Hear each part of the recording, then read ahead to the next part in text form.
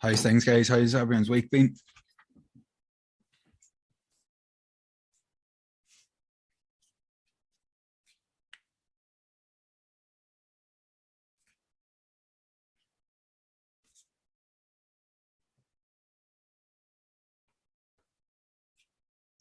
We'll just give it until about 3 or 4 minutes past just to give everyone a chance to get in before we get started.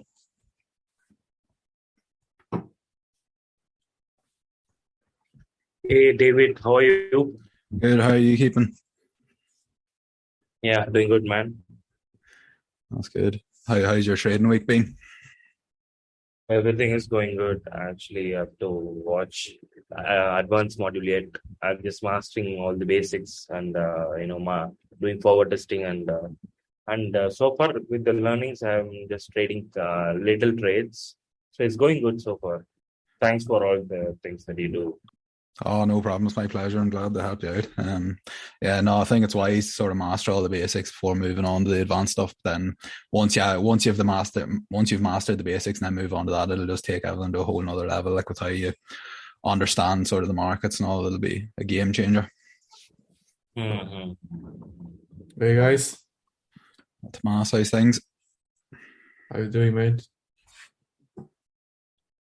Ready Just for give the it another webinar? couple of minutes.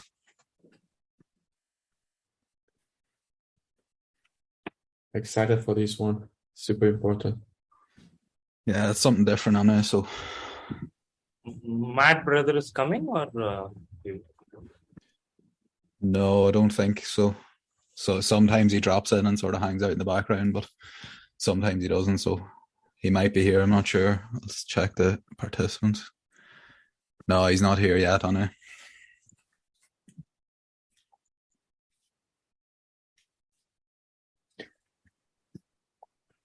He's definitely taking this time to be in the background, solving some problems about the Uh, Force community, etc. Did you take any trades today, Tomas? No, I was talking with Torben.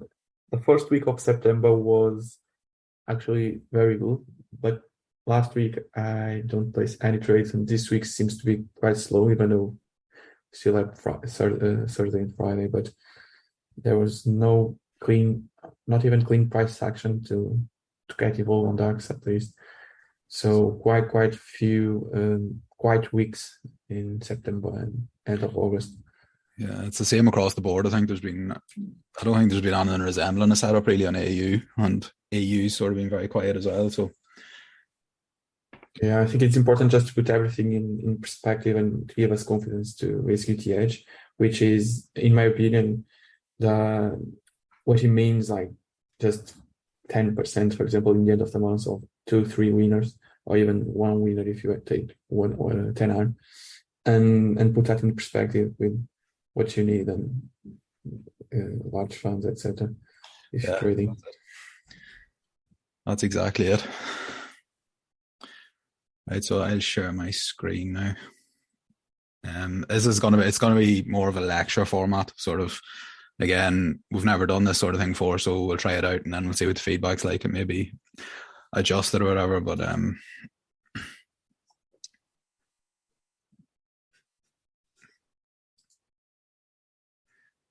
everyone see that okay?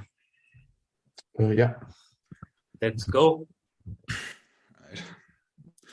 So mindset, it's a topic that's particularly close to my heart because sort of I realized that a lot of stuff that was holding me back in trading was sort of stuff that held me back in everyday life. So when I sort of came to the realization of how powerful like mindset, mental strategies, whatever you want to call it is, it's like I went over the deep end and sort of started massively researching, like, reading all the books, all that sort of stuff. So it's had a massive impact on my life as well as my trading. So that's why I sort of thought I would put this together just to see if you take some value from it. This is designed to be more sort of a general overview as opposed to like a definitive sort of course or something like that. But if you enjoy this sort of thing and you enjoy sort of the content, etc., we'll look at maybe putting together like a more definitive sort of series of workshops where we'll cover sort of the individual topics more in depth, maybe like do up some worksheets, etc., give homework where we all sort of share our findings, etc. But we'll crack on now on it. And if you have any questions or anything, or you just want to share your own experiences, like if something resonates with you, if you feel comfortable doing that, feel free to interrupt me. We want this to be sort of as interactive as possible. Like we don't just want it to be me sort of rambling for an hour. So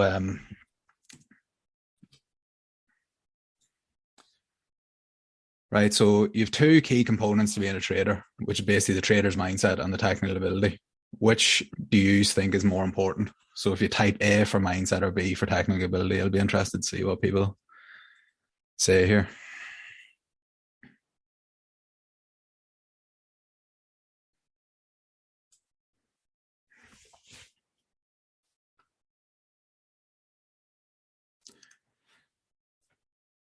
Yeah. Yeah, I agree with the people that are saying A and B, because it's like for me it's 80% mental and 20% technical, because I think that if you have the trader's mindset nailed down, I think you can comfortably sort of change strategies. Like it'll only take you, like say you want to learn another strategy, you should be able to pick that up in 3 or 6 months. So I think mental is more important, but equally without one, the other is obsolete, because like it doesn't matter if you can't identify a setup, it's like it doesn't matter how good your mindset is. So you have to sort of develop the two in unison, because yeah, as I say, one without the other is completely pointless. So Conor McGregor and Nate Diaz, you're probably wondering what Conor McGregor and Nate Diaz have to do with trading. But the analogy I sort of use with mindset and technical ability is sort of MMA, where basically you have two key components to being a great MMA fighter. You basically have the technical skills, and then you have the cardio. And if any is follow MMA, you'll remember the first Conor McGregor Nate Diaz fight. McGregor was on the rise, he was at the peak of his powers, and like Conor McGregor, he just has, I think Joe Rogan called it the touch of death in his left hand. He was just born with incredible power, and he's an incredible striker. And he went out and he boxed the head of Nate Diaz for 2 rounds, but then he completely gassed himself out. And Nate Diaz came back to win. Basically, he submitted him with a rear naked choke purely because Conor McGregor ran out of gas. So that's why, in the same way as in MMA, there's technical skills and cardio. In trading, there is technical skills and mindset. So it's like the fighter can have Conor McGregor's left hand and any other innate physical gifts, like Khabib's wrestling, whatever. But if they can't last the distance, if you can weather the storm, then they can lose somebody with inferior skills, which is exactly what happened with McGregor and Diaz. Quite simply because the tiredness prevents them from being able to effectively showcase their skills, use their physical gifts, which is exactly what happened with Conor McGregor. It's like all the power was gone out of his left hand because he ran out of gas. And similarly to trading, cardiovascular capacity can be developed through hard work. It's like, yes, people might have more of a gift for cardio. They might have more of like a naturally high VO2 max, whatever. But it can be developed through hard work, which is the exact same in mindset. It's like, there's some incredible technical analysts that I will probably never be able to match their level of technical skill. But you can work on your mindset, and it's constant, and it's a constant sort of process doing that. Then obviously physical gifts, it doesn't matter. It doesn't matter how hard I train. I'm never going to have Conor McGregor's left hand or Khabib's wrestling, just because they have that incredible natural skill. So then there are two key components to being a great trader. So then everyone knows the analogy trader versus analyst. You can be an excellent technical analyst, but if you don't develop the trader's mindset, then you will struggle to extract profits from the market. Like MMA, a brilliant technical analyst may be less profitable than another trader with inferior skills, but a better developed mindset, purely because you might be able to read the price action perfectly, but you might struggle to deal with the uncertainty that is inherent with trading. So an underdeveloped mindset will make it much harder for a trader to flawlessly execute their trading plan. And then trading is essentially, it's the art of embracing uncertainty. We must accept that the outcome is outside of our control and instead focus on executing our processes, as ultimately all we can control is ourselves. So yeah, that's pretty much all I have to say there. That's sort of the analogy I also use whenever I try to explain to people the importance of mindset, was basically the MMA. So I just thought I'd throw that in at the start. So what is a trader's mindset? Great Mark Douglas quote: "You create your own game in your mind based on your beliefs, intents, perception, and rules." So I think that pretty much sums it up in one quote, because it's like, at the end of the day, the markets are completely neutral. The markets are just information.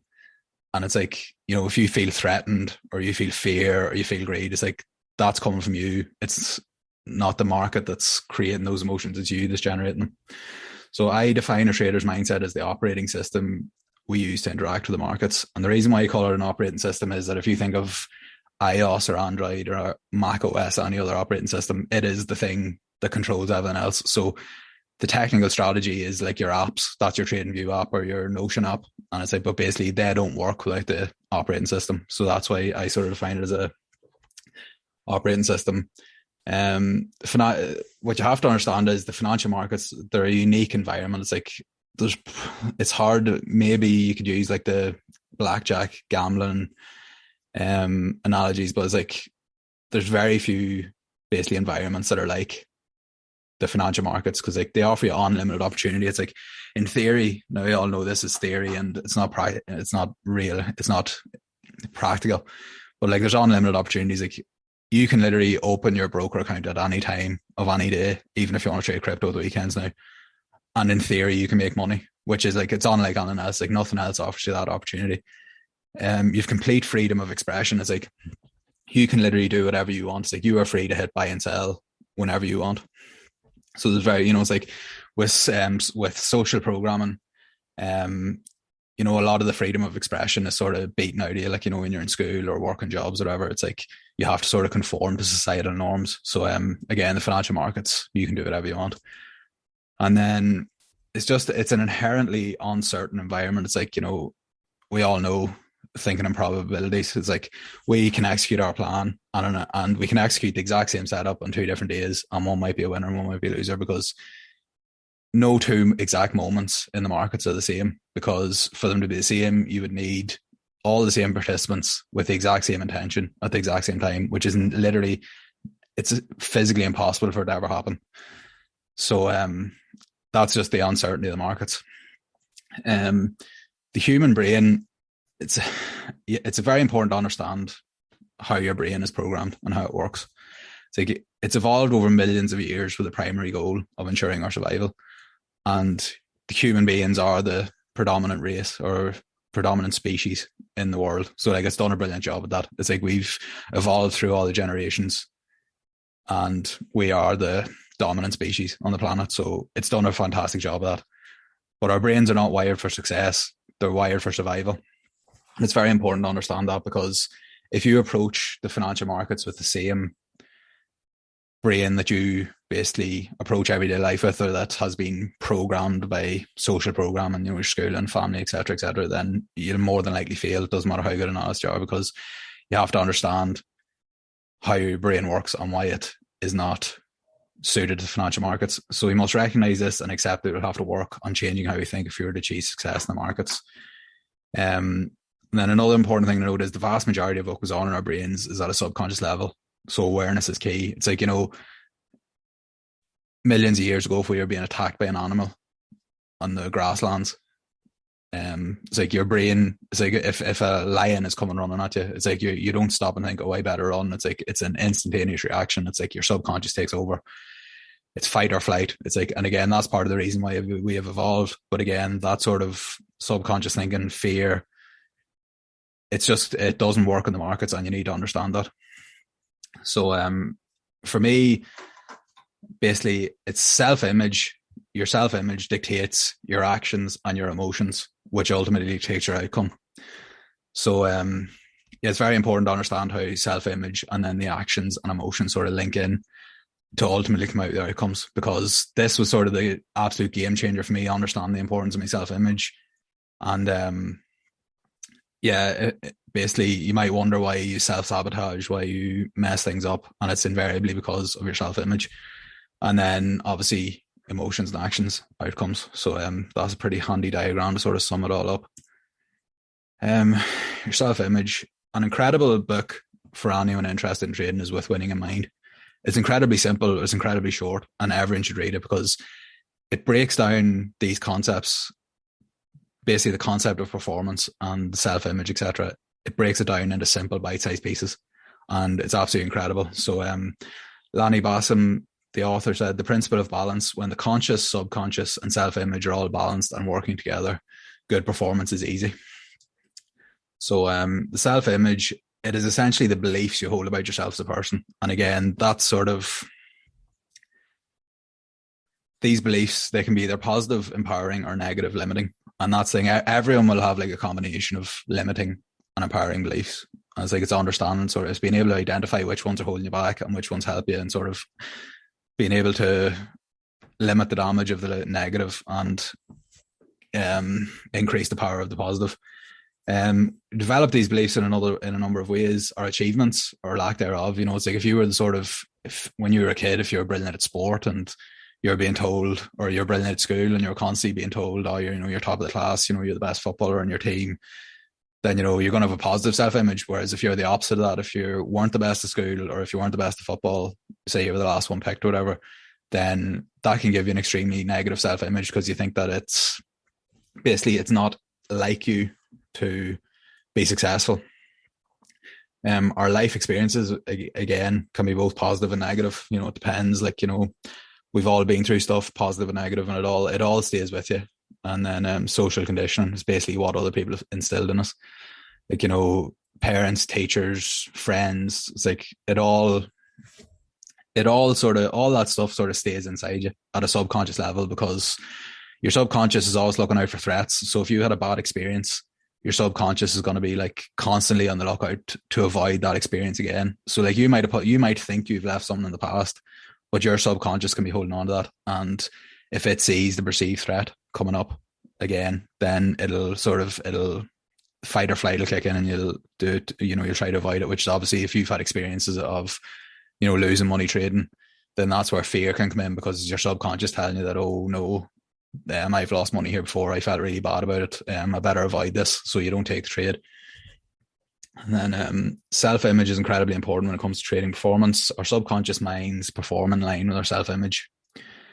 That's sort of the biggest thing that Lanny Bassam teaches. He was an Olympic shooter, so I don't know exactly how it works, but he's saying that whatever the scores are, let's just say 75 out of 100, he says that if you believe that you are a 75 out of 100 shooter, then you will perform in line with that, because that's your self-image. So he says, you might start off really well and you might be on course for a 90, but then your subconscious will sort of say, all right, we're going a bit too well here, and then sort of ease off, just to basically, because you perform in line with your self-image. So you think 75 is your number, so your subconscious is going to alter your performance over the course of the game to make that number. And it's like, do you believe you're a 5% a month trader? If so, your subconscious will perform in line with this. I'm sure we've all had months where you start off really well, and then you subconsciously sort of take your foot off the gas then, because you're sort of like, oh, well, I've made me money for the month, I'm happy. But then, doing that, the market moves in cycles. It's there might be 30% this month, and then there might be nothing for the next 2 months. So you have to sort of remain you can't let your image of yourself affect how you interact with the markets. You have to sort of just take the markets as they are and trade accordingly.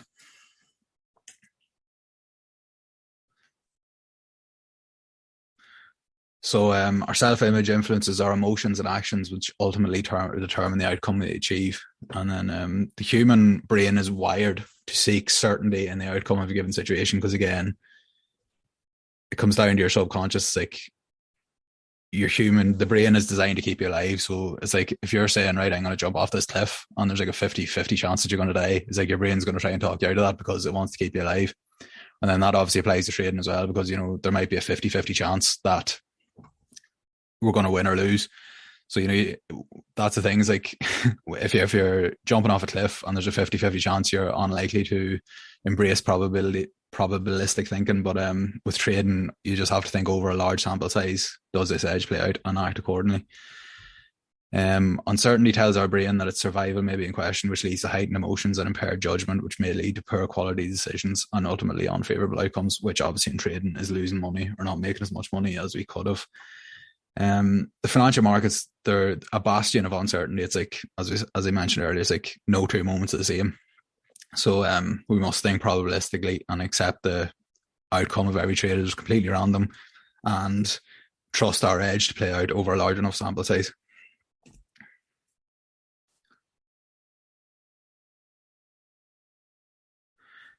So how does our self-image negatively affect our trading outcomes? Now, obviously, this is if you have a poor self-image, which everyone will have something to work on in their self-image. It predominantly manifests itself in two ways, which are greed and fear. These are the two most common negative emotions that affect our trading outcomes. Like, these sort of the two that sort of tie everything else together. So they're sort of the two most important to focus on at this point. Greed, we'll start with it. Greed is more dangerous than fear, in my opinion, because it can result in serious drawdown. It's like fear, sort of, you're reluctant to place a trade, which, while it messes up your returns over large sample size, like, you are technically preserving capital. Whereas with greed, like, if you start chasing the markets, like, you can find yourself 5, 6, 7, whatever % in drawdown, which is obviously not a good place to be. Because, like, if you don't, like, say you don't take a trade, it banks 10R, right? It didn't banks 10R, but you still have the same capital to go again. Whereas if you lose 6 or 7 trades in a row, then it's going to take you a bit of time to get that back.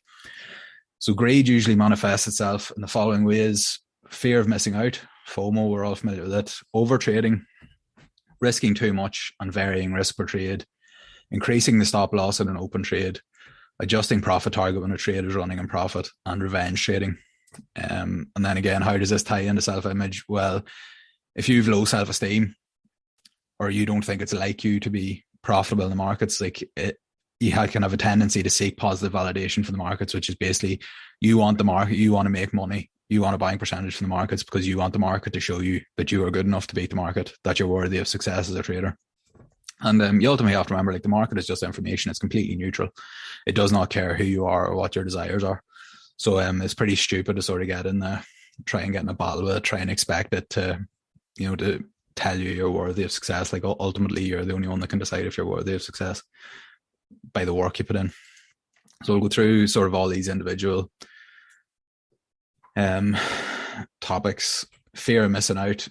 Obviously, our desire to extract profits in the market leads us to take trades that do not fully meet the criteria of the plan. Like, our sole job as traders is to consistently execute our trading plan, which if we back tested it, we know will provide us with an edge over time.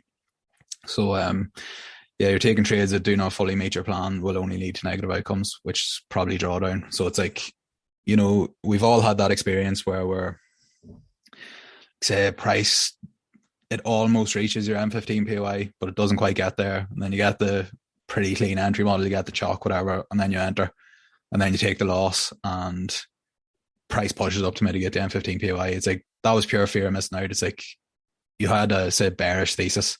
You're waiting on price to hit your M15 supply to look for an entry, but it didn't quite get there. But you were worried price was going to go without you, so you jumped in there prematurely and ended up taking a loss.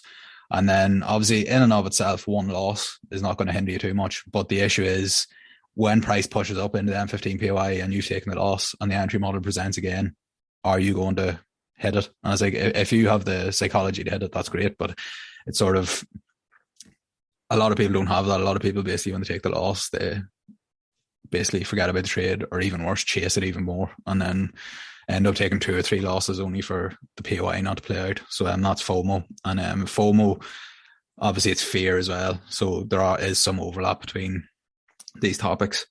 But that's FOMO. We've all sort of experienced it. We don't want to miss out in the move that we sort of forecasted, so we don't follow our plan, which obviously is never a good thing. Over trading is pretty apt at the minute, because the markets, particularly in EU and AU, have been pretty challenging for the last sort of 5 weeks.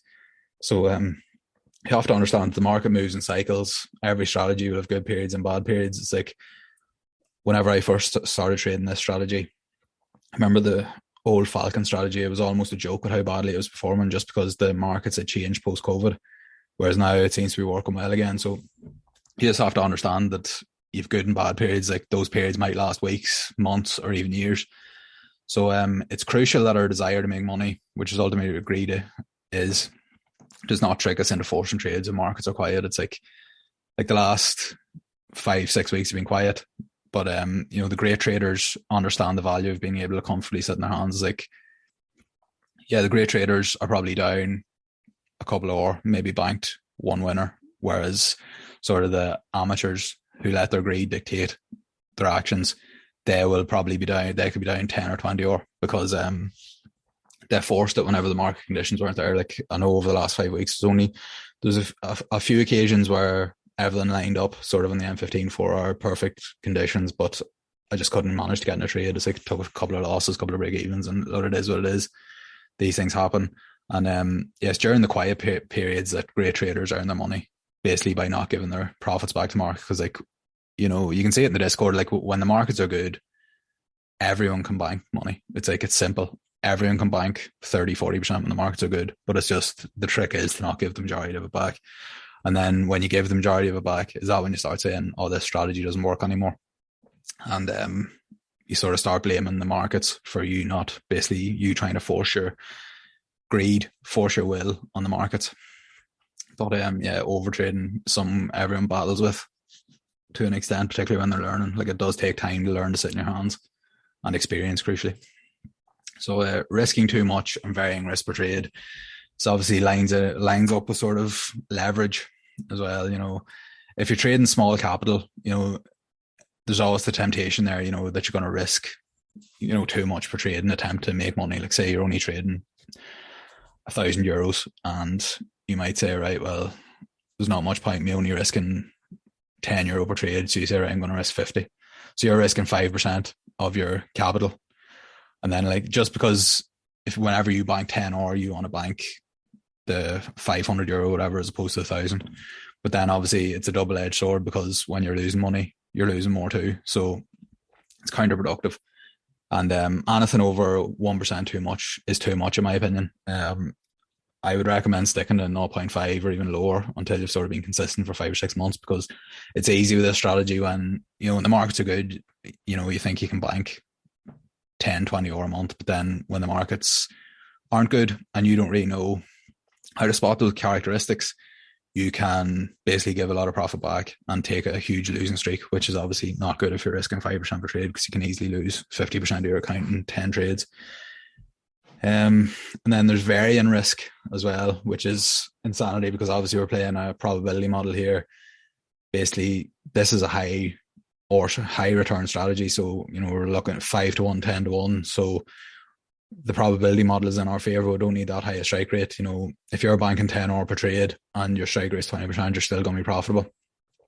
But yeah, what happens is, you know, you see people, they increase their risk after a series of winners, thinking that they've solved the market. So, you know, you might have a great month, you might bank 20%, risking 1%, and then you think, oh, this is easy. All right, well, I'm going to risk 2%, so next month I'll make 40%. But then what happens is you have a bad month and you've given the majority of your 20% month back because you increase the risk because you think you've solved the market. Similarly, increasing risk after a series of losers, trying to make the money back in one trade. You know, you might take 5 losses and then there's a setup comes that you really like. You might say, oh, well, I'll just risk 5% in this trade and then I'll comfortably make all my money back and more. So again, that's not good. And then equally as dangerous is decreasing risk after a series of losses, because again, it messes the probability models. Like if you've lost, say 5% risk and 1%, and then you drop your risk down to 0.5%, then it's going to take you a lot longer to make that money back. And then like you never know the sequence of your wins and losses. So like you might drop down to 0.5% and then you might bank your 10 or, and literally that would have been you back in profit comfortably, whereas now you're pretty much just back to break even. But I should caveat as well that, you know, if you're struggling, maybe you should decrease your risk, but that's obviously if you're not confident in your edge yet. That was when that would sort of apply. I think if you're more confident in your edge, then you really just have to back yourself to let it play out. You know, if you've been consistent for a while, you just have to stick with it, because like at the end of the day, 1% risk is nothing as long as you don't completely lose the plot and start hitting everything. Increasing or removing stop loss on open position is like, again, we've all been there. It's like you really like an M15 POI, you've been waiting for the POI to be hit. Entry model sets up, and then say, right, you enter in the flip on the M1, and then I'd say it runs into a bit of profit. You haven't got to break even yet, and it's coming back up towards your stop loss. And there is a temptation there to like remove the stop loss or to maybe increase the stop loss to like say you only covered the flip with your stop loss and then you decide to cover the high. again, never a good thing to do, particularly removing your stop loss, because again, you have a high conviction in a trade playing out, so you just want to avoid it. So you don't want to miss out on it. So again, it's FOMO, fear of missing out. You don't want to miss out in the move, so you just basically give the trade more room than you initially planned, because we should always know we place our stop in an area, in a technical area which should be protected. So it doesn't really make sense to change it in the trade. We should always know our exit point, our entry point, our stop loss before we go in, and changing it sort of in the moment is never a good thing. It's usually dictated by emotions. It all comes down to like the pain of getting stopped out in price eventually moving in the direction of a trade is too much. So we increase our risk on the trade, which isn't good, because the M15, say you remove your stop loss and the M15 POI fails and pushes up higher, and then all of a sudden you've lost 5-10% of trade just because you're scared of losing 1% and the market proving you were wrong. So never a good thing. Again, adjusting profit target. We've all been here. It's like the temptation's there every time for me, where it's like you get in a trade, you've identified your profit target, whether it's 5 or 10 or technical target, whatever it is. And you get in the trade, it's running well, it's absolute rocket, taps the entry and goes. And then, you're euphoric because you feel as though the market is validating you that, you're a good trader, you're making money, you're going to be a millionaire. But the temptation then can be, oh, well, this is absolutely flying. It's like, I'm going to change my 10-hour profit target to a 20-hour profit target, and I'm going to double my money, because again, the more money I make, that's the market validating me by saying, oh, you're brilliant, you didn't even make 10 or you made 20 or there. But at the end of the day, not following your plan is never a good idea. And then say you adjust your profit target from 10 to 15 or 10 to 20, whatever it is, and then price reverses and takes you out for break even. So instead of getting your 10R and following your plan, more importantly than banking the profits, you end up getting taken out for break even because you let your greed dictate your decision making rather than following the mechanical rules in your plan. So that's another way greed can manifest, and I think that's one that we all sort of struggle with. When a trade's running well, it is easy to sort of get caught up in the emotions. And then revenge trading, again, we've all been there. Definitely myself in my early days. Thankfully, I've sort of learned to temper it a good bit. I'll explain sort of a bit more detail how I did that sort of later on. But when things are not going well, when you've taken a few losses, you've had a quiet few months, which again is pretty apt at the moment because it's been a quiet few months. When things aren't going well, we throw the plan out the window and start taking every trade that remotely meets our plan. So it's like, you hit every M1 chalk and every M15 POI that remotely makes sense. And it's like, if you do that, it's like, yeah, it can be profitable over a huge sample size. But when the markets are sort of choppy as they have been, you're going to end up taking 10 to 20 losses in a row, which is obviously not good. And then when you're driven by your desperation to make money and the need for positive validation from the markets, basically you start forcing things. It's like anyone who's ever experienced this, like it's like an outer body experience. It's like you don't even realize what you're doing, and then you sort of, the dust settles and you look back at the day and say you're down 4 or 5 or whatever, you've broken your max loss per day just because you're so desperate to make the money back that you look back, it's like, what was I doing there? It's like, it's complete stupidity. But it's like you're just that consumed by the greed and the need for profit and the need for validation that you just don't even know what you're doing. And it's like the most important thing is like, look, this happens to everybody. If it happens to you, if it has happened recently, if it happens soon, the most important thing is not to just bury your head in the sand about it. You have to sort of use it as an opportunity to learn, sort of understand, what caused it, what were you thinking when this was happening? And then that way you can sort of spot the signs as to when you maybe are not in the best frame of mind to trade and when you maybe will be as well taking the day off, whatever. So move on to fear now. Again, it's completely natural. It's designed to protect us from perceived threats in our environment, which again obviously comes back to like the humans have evolved over millions of years. So a million years ago it might have been getting attacked by an animal. These days it might be getting run down by a car. It's like your subconscious is always alert for threats in the environment. However, operating from a place of fear will result in you taking actions that are counterproductive to your goal of being a consistently profitable trader. Because again, it's like it all comes down to uncertainty. It's like the markets are uncertain. the outcome of every trade is random, no certainty there. So you just have to learn to temper your fear and sort of trade in spite of it as opposed to because of it. It will primarily impact our ability to execute valid setups that meet the criteria in our plans, but also can affect our trade management. So yeah, that's the main thing. Is like, that's why I said fear is not as dangerous as greed, because generally results in capital preservation. Is like you don't make on and you don't lose on them. Whereas, you know, if you start revenge trading because of greed, then you can end up losing 5, 6, 7, whatever, or which is what it takes a long time to make that back. So thinking in probabilities is pretty much the key to overcome fear. It's like you just have to accept that every outcome is random and that over a large sample size you're going to come out ahead. That's the only way. It's the only operating system, I think, or it's the most important component of the operating system that you interact with the markets, because if you can't think probabilistically, it's like it's going to be very hard for you to be profitable over a large sample size. So the main ways that fear manifests itself in our trading is fear of losing money, fear of being wrong, fear of missing out, fear of the unknown, and then fear of giving profit back to the market. So we'll go through these sort of individually now. Fear of losing money. I got a new trading book there last week. I haven't started reading it yet, but it's basically called The Best Loser Wins. And I think it pretty much sums up trading, because it's like we're professional loss takers at the end of the day. It's like you have to be able to take those losses and not let it affect you. You just have to be able to brush it off and say, oh, it's just the probabilities playing out. Because if you start letting the losses get inside your head, then that's going to lead to you missing the winners, which messes the whole probability model up. But obviously, Best Loser Wins, professional loss taker, it's completely counterintuitive, because we're all in trading to make money. It's like nobody's here because we love looking at charts all day. Like, we're all here to make money. Again, goes against our primal need for certainty, because obviously our subconscious mind wants basically to know that something is gonna, that we basically have, that something's gonna work out. And sort of when you're taking a trade and you literally know, right, there's a good setup, but it could go either way, that sort of goes against that need for certainty. Ultimately, we don't execute trades that fit our plan because we fear taking the loss. Or we prematurely move our stop loss to break even.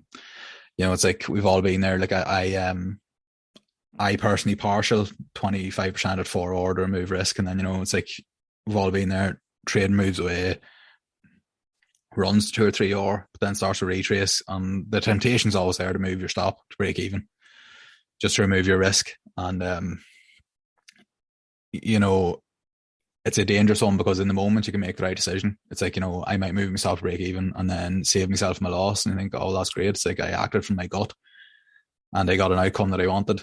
But you have to accept that over a large sample size, that's going to mess you up, because in a lot of occasions, price can just come back and basically, you know, your entry might have been a newly created supply zone in the M1, and basically price comes back and mitigates that and then continues in the direction. Whereas, so you should basically bank 10 or whatever, but you end up taking a break even, which is obviously, missing out in the 10 or is equally as dangerous, as possibly even more dangerous than losing one or. So again, you just have to think in probabilities and just embrace the uncertainty as much as possible. Fear of being wrong. This one was an eye opener for me, because whenever I was sort of learning how to trade, and yeah, when I was learning how to trade, I was basically trading a small amount of capital. It's like I didn't even really, it's like I was happy to lose it. Like I knew what I was doing with it. Like I was happy to lose it just with the goal of learning how to trade. So whenever I would sort of make mistakes sort of in line of fear, whether I was moving my stop loss prematurely, not taking a trade, it's like I couldn't really understand it, because like I don't care about the money. You know, the money's an insignificant amount of money to me. But what there is there's the fear of being wrong, which again ties into your self-image. Like if you have low self-esteem, and if you were told when you were growing up that you weren't good enough, you know, you weren't worthy of success, you know, the markets, if you get tagged out for a loss, then that is the market, that can be you can perceive that as the market telling you that you're not good enough. So you try to avoid that, basically to avoid the sort of deep rooted issues from when you were younger or whatever. So then, yeah, we don't execute trades that fit our plan because you're scared of the market proving us wrong. Or we prematurely move our stop loss to break even, which used to happen to me all the time whenever we traded the old strategy in Photon. It was much more of a swing strategy. We executed in the 1 hour, and basically one of our management strategies was we'd manage the trade in the 4 hour, basically where you'd wait for a 4 hour lower high to form or higher low, and then you would trail your stop behind that. And yeah, the amount of times like I would end up breaking my plan, plain and simple, and moving my stop to break even. And then, yeah, sometimes it would save myself from taking the loss, but then other times price would just take me out and then tank. So, yeah, that was just purely me. I didn't want to take a loss. And, you know, again, you have to think in probabilities. It's like, we know we're going to be right 50% of the time, but the fact is, if we follow our plan, we're right 100% of the time, because that's ultimately all that matters. Fear of missing out, again, covered it already, ties into fear and greed. You know, if we miss a potential setup that plays out, we see this as the market's telling us that we're not good enough. So again, that's whenever you're forcing trades that aren't quite ready. You know, they're not fully developed, they don't fully meet your plan, but you don't want to miss that move because you forecasted the move. And if you miss it, you basically, that's an assault on your self-image. So again, you take questionable trades that don't fit your plan, and then it ultimately leads to an undesired outcome, which is obviously losing money. And yeah, you know, it can lead to a spiral of revenge trading as well. So it's an important one to be aware of. Fear of losing money, again, is, I've already covered that one. Yeah, fear of the unknown. This is something that, again, everyone struggles with, because like when you're starting out, when you're learning how to trade, it's like you haven't proven to yourself yet that you can be profitable. You know, it's like me saying I'm going to enter a snooker tournament and play against Ronnie O'Sullivan. It's like, I don't know I can do that until I actually do it. So it can be brilliant in practice, but until I actually set foot in the arena, I don't know that I can do it. So when we're starting out, you know, yeah, you want to be a profitable trader. You think you have what it takes, but you don't actually know you can do it consistently until you do it. So obviously this can lead to hesitation in execution, particularly after a string of losses. You know, you're starting out, it's like you haven't banked that much profit yet. You take 4 or 5 losses, and then you start thinking, oh, maybe I'm not good enough. Maybe this plan doesn't work, and you start doubting yourself. And then you missed a couple of winners to come after that, which again is disastrous. Yeah, back testing can help with this, but nothing compares to it in the live market, again, purely because of the emotions that are involved. You know, it's like you can have people that can bank thousands of % in back testing, but then they can't do it in the live market because they take a few losses, then they missed a few winners, and it messes up. Obviously, the simplest tip here is to, when you're starting out, is like, don't go for a challenge or don't start risking ridiculous capital. Just reduce the risk way down, 0.1%, whatever, and just focus on taking every trade. And then over a sample size of whatever, 20, 30, 50, however many you want, you will see that you're profitable. And then this is whenever you realize, right, I can actually do this. So that's when the fear of unknown goes. Fear of giving profit back to the market, again, it's like if you have that greed that basically you want profit, it's easy to basically break your management plan and cut our winners short, basically because we don't want to risk giving profit back to the market. You know, say we say our profit target is 10 or, and we're running 7-8 or, and then price starts to pull back and we're at break even. And, you know, it's easy then to start thinking, oh, well, you know, pulls back to 5 or, and you're sort of thinking, right, this could take me out for break even. So you close the trade there. And yeah, ultimately it's just short-term pullback, and then it runs on a 10 or. It's like, that's just pure fear of, you're attached to the monetary amount, you're attached to, you know, you want that positive validation, whereas we all know it's like all that matters is following your plan, letting the eyes play out. You know, running profits are irrelevant. All that counts is following your management plan. You know, if your profit target is 10 or 5 or whatever, it's like, it literally doesn't matter if you're running 4.5 or 9 or, and price pulls back. It's like, all that matters is that you followed your plan, because at the end of the day, that's your edge over time. It's like, you don't know, it's like you can't predict the price is going to reverse at 9 or, because you're basically, your data is at 10 or is the profit target. Those of you that watch Billions, Charles Rhodes Senior, you have to get it in the boat before you can hang it in the wall. That was the Ice Juice short. Anyone that watched that, I thought it was pretty apt. You know, it's like, running profits don't matter.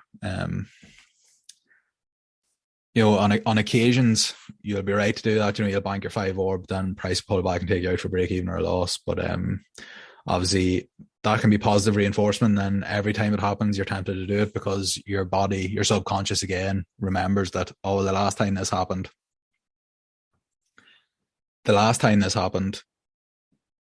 I banked 5 or instead of taking a break even. Whereas you just have to trust. You've done your back test and you have your data. You just have to trust that the individual trades are irrelevant, that over time, basically, your management plan is going to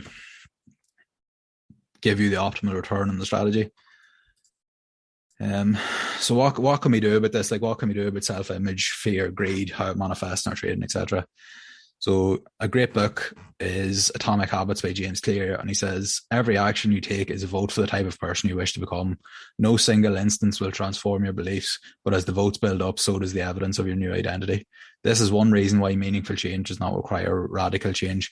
Small habits can make a meaningful difference by providing evidence of a new identity, and if a change is meaningful, it is actually big.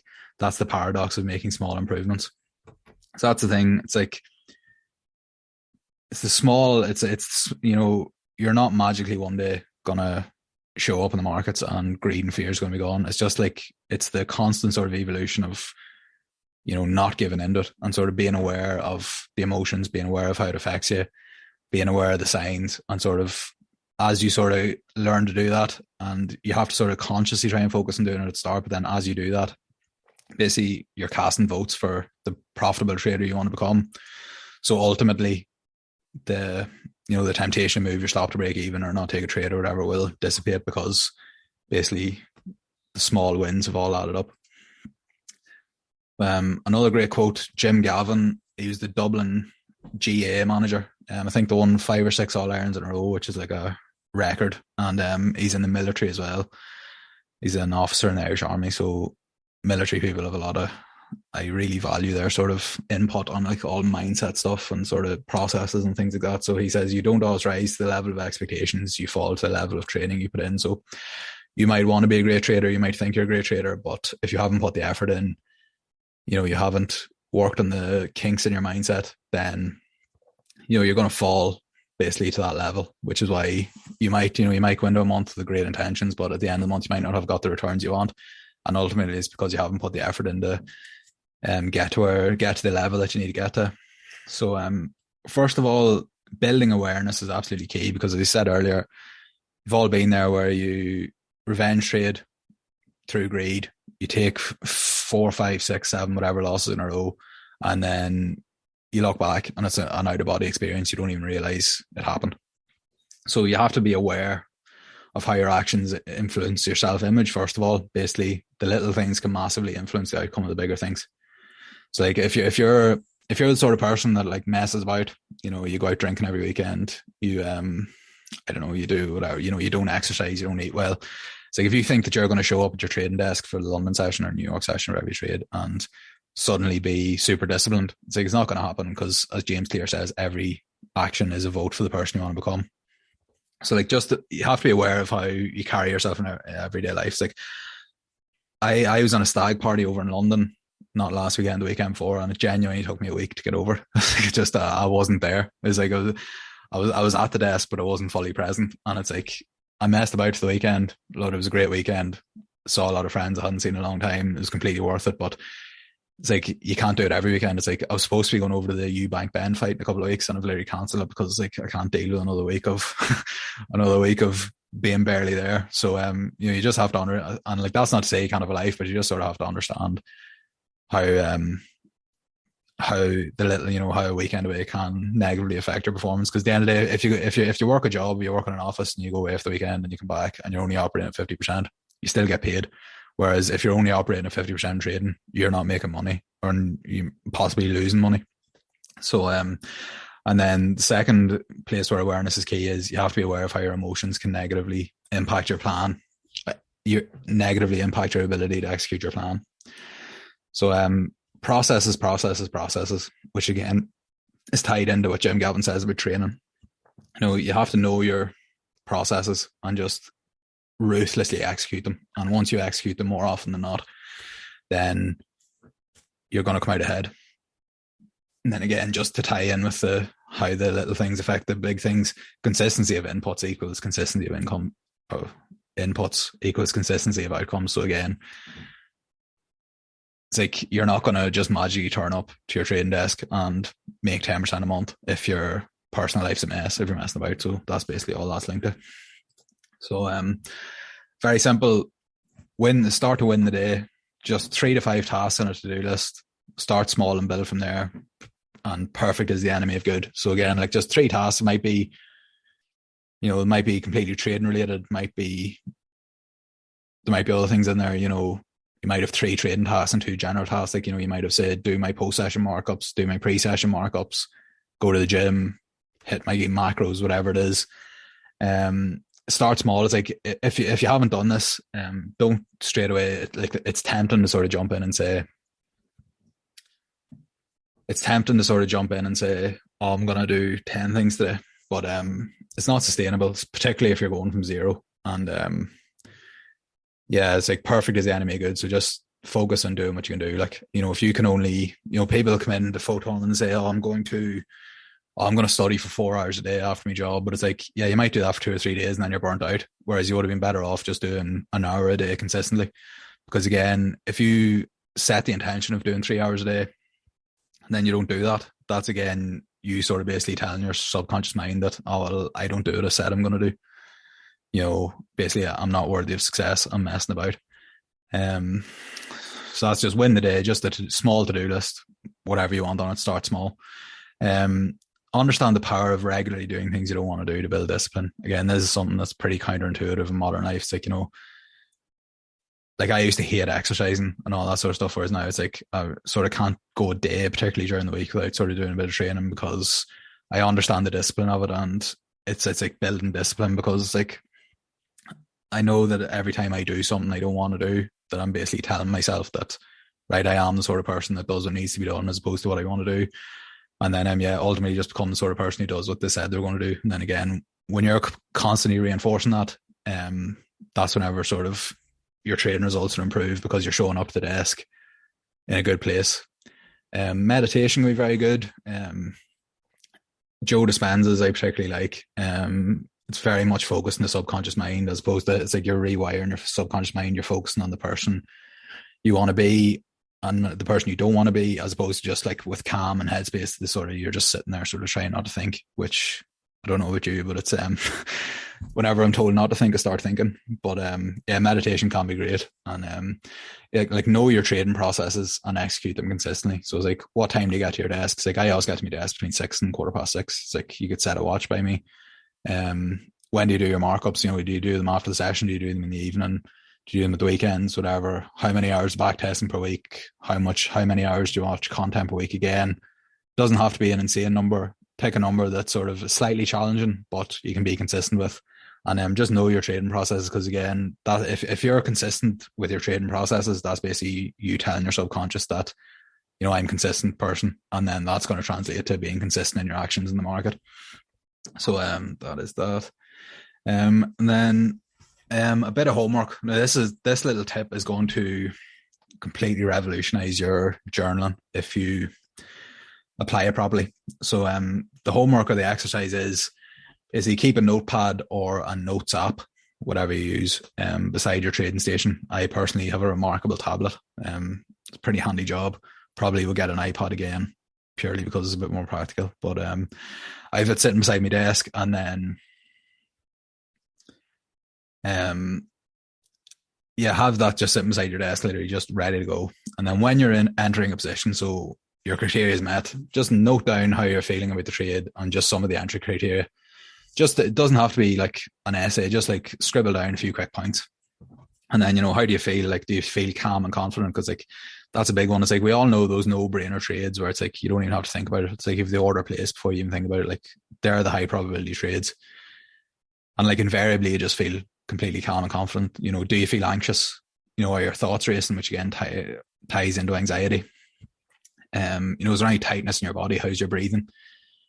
It's like, one thing I noticed is that whenever I would sort of be revenge trade or whatever, I basically noticed that my whole body would be tense. I'd feel like I'd be sort of gripping the mouse sort of quite tightly, and like my thoughts were racing.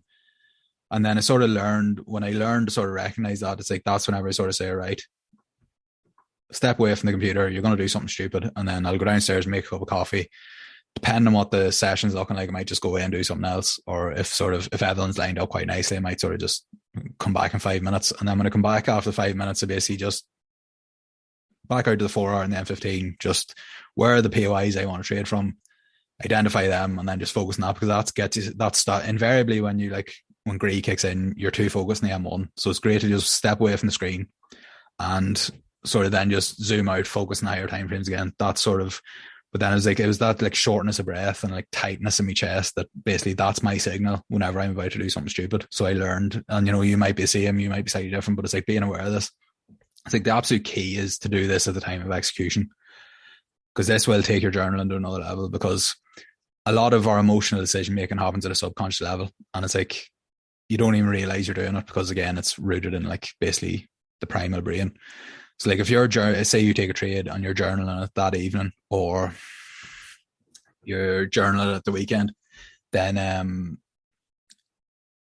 you sort of, when you look back at it, like you don't sort of remember the emotions, because they're just, they're subconscious, like, you weren't consciously thinking of them. So when you look back at them, you won't be aware of them. And then obviously confirmation bias can greatly affect your journaling process. So having information from before the outcome was known is invaluable.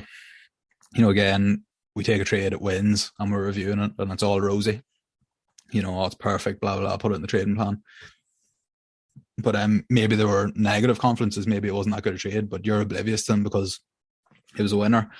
And then, when we review a losing trade, we only see the negatives, why it didn't work out as opposed to why it was a good trade. So having that sort of information of, what you were thinking, what you were feeling in the moment is invaluable to be able to look back when you're doing your, say, full journal, and just being able to look back and say, right, what was I feeling? I was like, oh, well, I was feeling a bit, my thoughts were racing. So it's like, maybe that's why I took a trade that wasn't that good a trade, because I was forcing things. But if you do this over a decent sample size, you should be able to spot some trends, particularly like if you have that experience where basically you take the losses in a row and, you're operating from a place of greed. It's like, don't let the whole thing go to waste. It's like, learn from it. It's like, what were you if you journal your emotions when you were taking those trades, and you'll be able to look back and say, right, I was this, right, I need to keep an eye out for that going forward. And like, do we feel a shortness of breath and tightness in our chest when executing a position after taking a loss as greed is kicked in and we want to make the money back?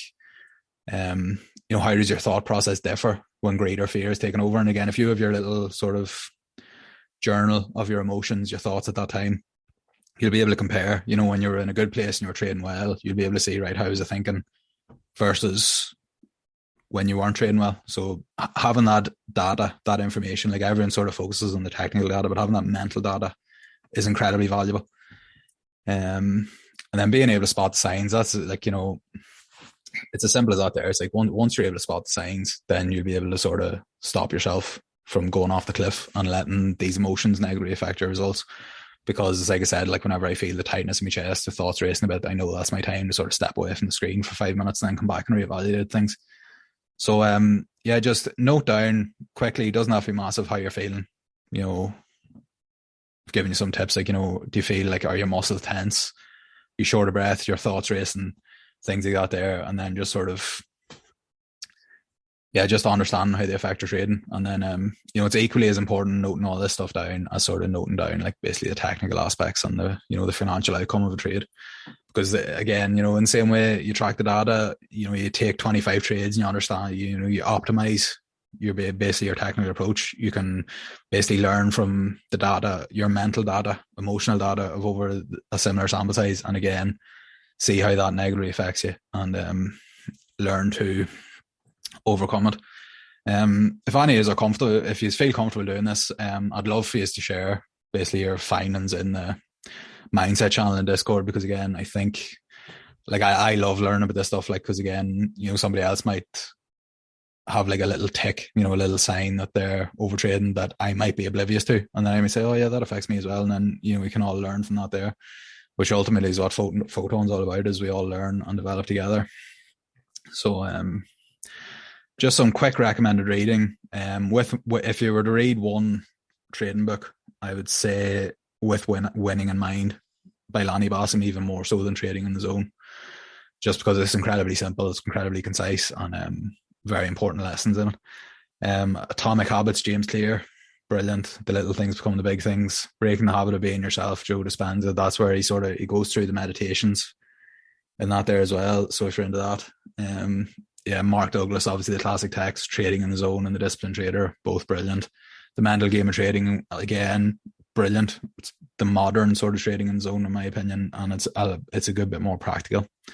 And Mastery by Robert Greene, I read it recently, and it's brilliant because it basically goes through the stages and actually reaching true mastery, which is obviously the goal we're all pursuing, is true mastery. You know, it takes time, and in an ideal world, everyone would be trading 400k FTMO after starting trading, 6 months after starting trading, but it doesn't work that way. And you have to whenever I got into trading, probably had completely unrealistic expectations as to how long it would take me to get consistent. But stuck with it, and I wouldn't change the journey for the world. Like, in my opinion, the journey is the most valuable thing I have. So yeah, understanding mastery and sort of that it takes time is very important. And that's me done rambling in almost an hour exactly. So let's start with any questions. There's some here in the chat box I'll go through. Tiago, I want to listen to this every day. Thank you. I don't know if I'd want to listen to myself every day, but thank you.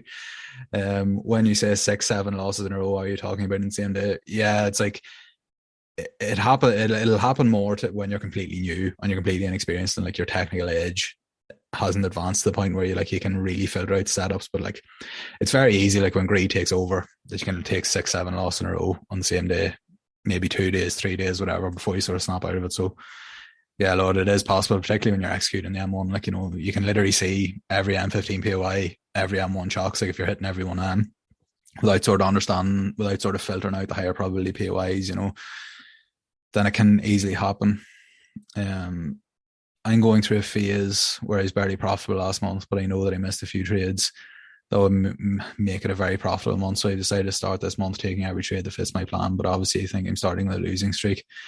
Yeah, Lord, you have the right idea. It's like, that's what one of the points I made is like, if you have that sort of fear of the unknown or whatever, it's like, just drop your risk way down to whatever, and not, say you usually risk 1%, 0.5%, just drop it down and just focus on taking every trade that fits your plan for 20, 25, whatever sample size you want, and then look at it and you'll realize that you should be profitable. But yeah, Lord, I wouldn't get too disheartened to be taking 8 losses in a row. It's like the last sort of month has been very, very tricky in my opinion, so I wouldn't worry about that.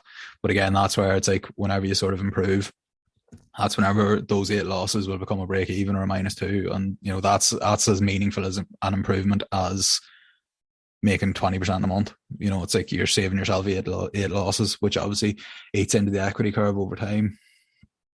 Nico, do what's easy, your life will be hard. Do what's hard, life will be easy. That's exactly it. Yeah, it's like, there's another great quote, was Jerzy Gregorek. He's a Polish strength coach. I read about him in one of Tim Ferriss's books, and he basically said, hard decisions, easy life, easy decisions, hard life. And yeah, it all ties in. It's like, that's it. It's like, trading's hard, and it's like, if you expect it to be easy and you're not prepared for the hard road, it's like, you're going to get chewed up and you're going to get disheartened and you're going to end up eventually quitting. So you just have to be prepared for the battle and show up every day accordingly. Brian, I normally lose 10 trades in a row trading EU and AU, but by the end I bank a small profit in the month to break even. I wonder if this is normal. Yeah, that's the exact journey I went on. Like, whenever I transitioned to this strategy, like last May 2021, it's like, it literally blew my mind, because like, I was banking 10 or in a position, like it was nothing. Whereas previously, when I was executing in the 1 hour, I think my average winner was like 2.5 to 1 or something. So it's like, that's what blew my mind, is that I was learning the strategy. It was completely hopeless, but like, I was still making money every month purely just because I was banking those 2 or 3 winners, and it was incredible. But that's the most important thing, is that keep focusing on the winners but reducing the losses, because once you reduce the losses, then your profitability increases, and then you'll identify trends, that you can start taking more winners as well. But definitely in the learning phase, it's completely normal, but it's good. It's like, I've seen a lot of people pass through Photon, and it's very dangerous, where they invariably pass through, they invariably don't stay around too long, where basically you'll see them post and say, oh, I took 7 losses in a row, but 1 winner has me back in profit. And it's like, they're posting this like every month, every couple of months. And yeah, it's true. It's absolutely true. It's like, you can be profitable with this strategy with a bad strike rate, but it's like, do you really want to deal with that drawdown on a funded account or on a large capital. It's like it's just not sustainable. So it's very important to sort of constantly be refining and sort of trying to weed out those losses. You know, why are you taking them? Is it mental? Is it technical? And sort of really getting to the bottom of it. Pablo, I definitely took value from everything discussed in the workshop. For me, the fear of losing is something I've had to work on together with creating habits that benefit me and my path to trader. I'm glad you've enjoyed it. Like, it's something different. Yeah, that's exactly it. Everyone has that fear of losing or fear of being wrong, and it can really inhibit your execution. And obviously, missing the winners hurts you as much as taking the losers. So, particularly with this a high R strategy, it's like I would argue that missing the winners is going to hurt even more. But yeah, and habits are key. It's like just show up every day, consistency in all parts of life, and consistency will come in the markets.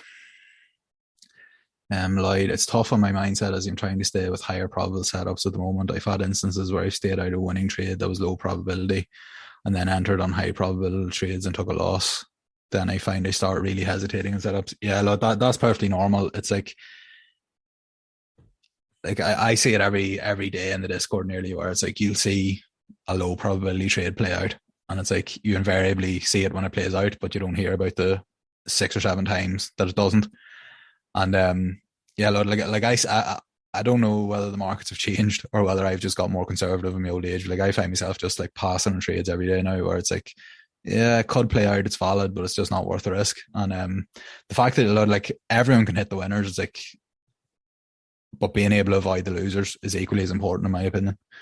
So being able to filter out the lower probability trades, and particularly like if you want to trade larger capital, trade proper capital with a prop firm or whatever, it's like you're not going to be able to handle a low strike rate, and a low strike rate invariably comes from low probability trades.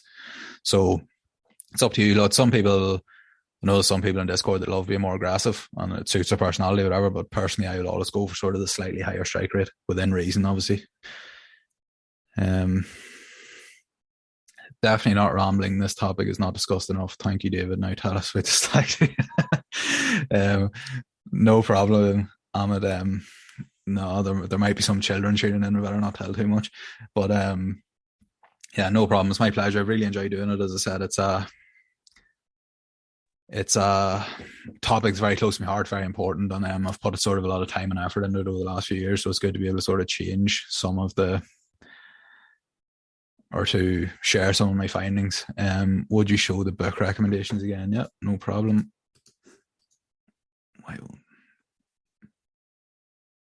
That's it there. It'll be recorded and uploaded to the website. And then I've been meaning to put a post in the books channel on it about sort of my favourite trading books. So I might do that as well, because I know people are interested in reading. So that is that, guys. If anybody's any other questions, I'm happy to answer them. But if not, we can call it a day there.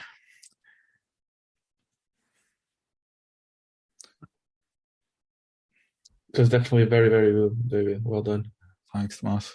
Well, as I say, if you enjoyed this sort of thing, it's like I'm happy like to sort of go more in depth, like do maybe like sort of a series over maybe bi-weekly over 10 weeks, whatever, sort of really delving into topics, like, maybe doing up some worksheets and like, we can all share our findings, etc., sort of make it completely interactive. Like, I'm happy to do that if the interest is there.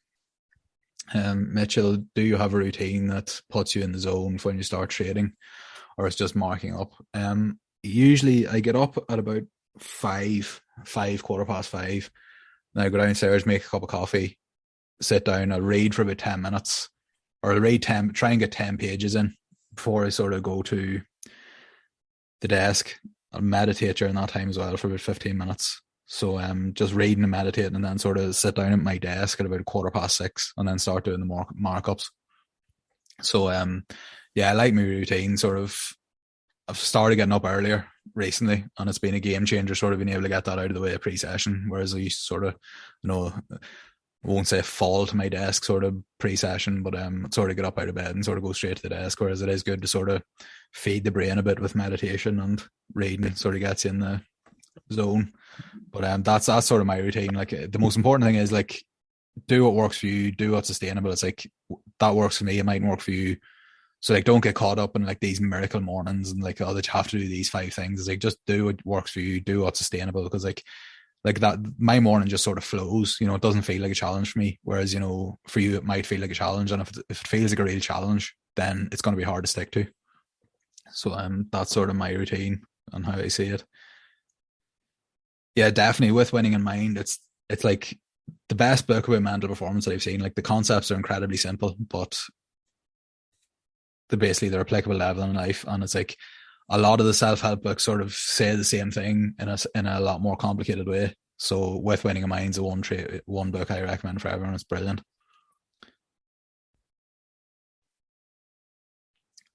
Yeah, no, I will try and start putting more stuff in the mindset Discord, because it is something I'm sort of very interested in, and I know Dom put some stuff in there as well. He's sort of very clued in and all this stuff as well, so I will try and put more stuff in there. Tiago, David, would you agree that trading is like 80% mental or even more? I know that this idea gets thrown around. I do believe it's 80% purely because it's like you can change. Like I've sort of traded 3 or 4 different strategies in my 5 years trading, and it's like I genuinely believe now, having done that I could learn a new strategy in sort of 3 months and learn to execute it, because I understand that, right, the most important thing is mechanical rules.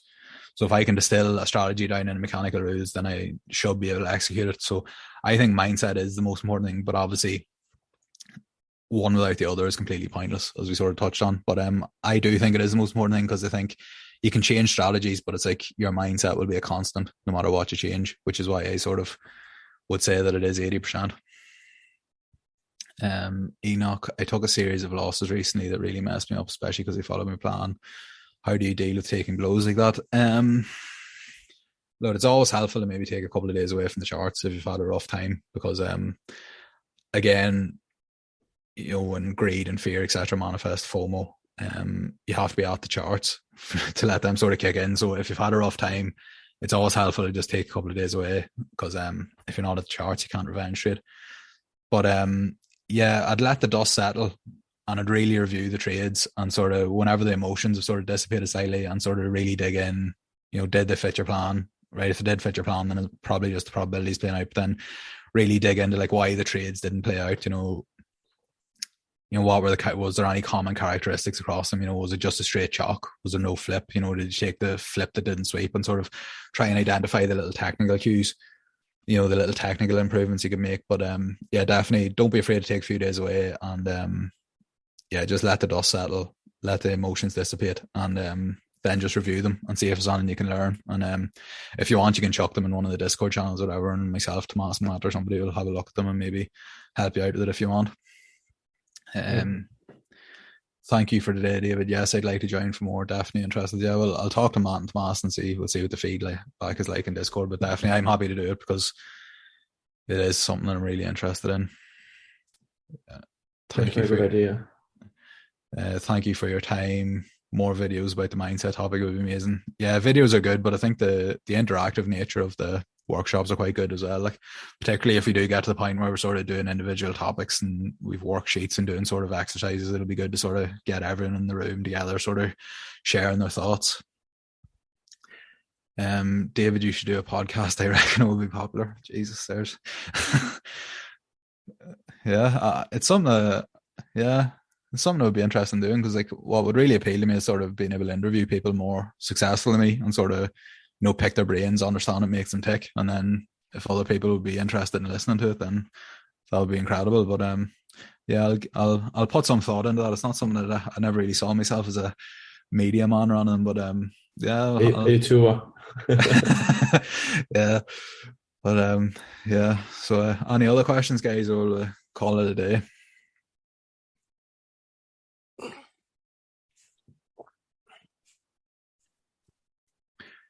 Yeah, that's it, Sam. It's like it's my pleasure to share it. That's why I did it. It's like I hoped other people would take something from it, and yeah, Lord, everyone has to overcome their obstacles. Like everyone has different issues that might affect their self-image, that might lead to greed, fear, etc. So it's like you have two people and they're both messed up, but in different ways, essentially. So it's something that affects everyone, and Yeah, no, I'll look at putting a series together then. I'll say it to Matt. And yeah, look, thanks everyone for listening. Hopefully it's found it valuable. And thank you for your time. So we'll call it a day there then. Yeah, thank you guys for attending and David as well. Like really, really nice webinar. Yeah, thanks, Thomas. That means a lot coming from you. So I will chat to you soon, guys. I'll chat to you in the Discord or whatever. Goodbye. Bye, guys.